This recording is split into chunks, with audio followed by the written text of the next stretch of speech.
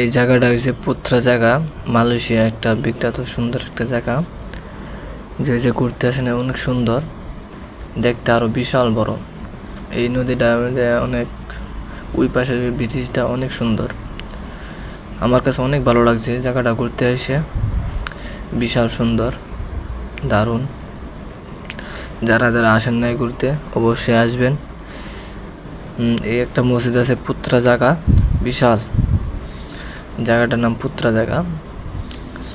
তাই একটু সময়ের জন্য ভিডিওটা করতে পারি নাই, যাই হোক অল্প কিছু ভিডিও করছি। একটু সাপোর্ট করবেন আপনারা সবাই,